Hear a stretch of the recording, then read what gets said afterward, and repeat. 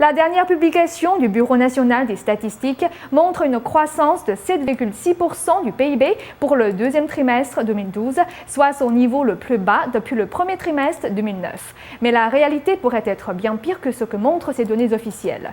Une des raisons en est que le modèle de croissance basé sur les investissements est aujourd'hui obsolète, selon les experts en économie chinoise. Les données mensuelles officielles de l'économie chinoise publiées ce 9 juillet montrent une chute annuelle de 2,1% sur l'indice des prix à la production.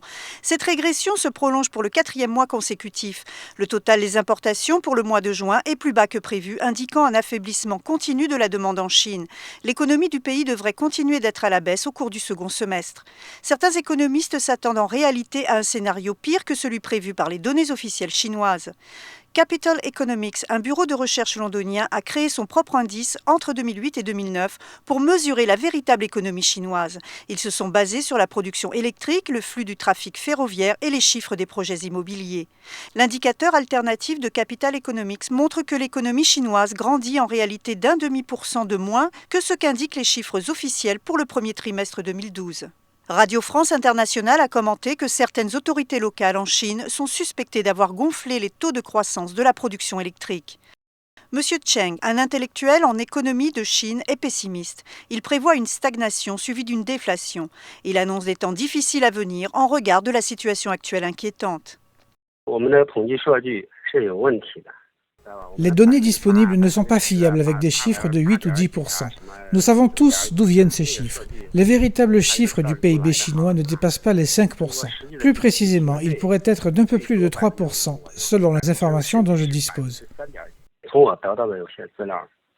Selon M. Wang de la faculté d'économie et de commerce, il pourrait devenir difficile de vivre en Chine dans les prochaines années. Le PIB est en continuel déclin. Avec l'augmentation des prix, beaucoup d'entreprises ont perdu de leur compétitivité. La vraie économie traverse aussi des temps difficiles. La transition financière a un peu débordé. Toute l'économie est aujourd'hui à la baisse. La Banque populaire de Chine a baissé ses taux d'intérêt par 2 fois au mois de juin dernier. Wen Jiabao, le Premier ministre chinois, a récemment souligné « Le maintien des investissements est la clé pour accroître la demande intérieure et sécuriser la croissance ». Wen Jiabao a admis que le contrôle du marché immobilier était une patate chaude. Selon Jian Tianlun, un économiste chinois des États-Unis, l'économie chinoise est prise dans un dilemme. Une baisse excessive pourrait conduire à une mauvaise chute de l'économie et la bulle immobilière pourrait encore se distendre.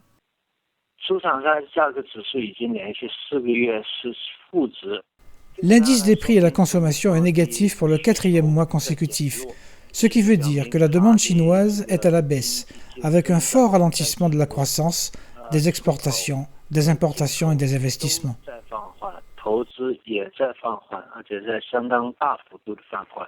La double baisse des taux d'intérêt indique que la Chine se trouve face à un véritable problème. Cette baisse des taux d'intérêt pourrait provoquer une nouvelle détérioration de la bulle immobilière. Xu Xiaoyan est professeur à la China Europe International Business School. Selon lui, la situation économique actuelle en Chine a été provoquée par un modèle traditionnel de croissance basé sur l'investissement. Ce modèle est obsolète aujourd'hui. La stimulation de la demande nationale par les autorités n'a fait que stimuler la demande d'investissement. Cela devrait aggraver le problème de la surcapacité. Xu Xiaoyan propose de relancer le secteur privé, une obligation si la Chine veut se sortir de ses difficultés. Shi Yutu est PDG de Giant Interactive. Le 12 juillet dernier, il publiait sur son microblog « Toutes les entreprises en Chine sont aujourd'hui à court de capitaux, sauf les monopoles ».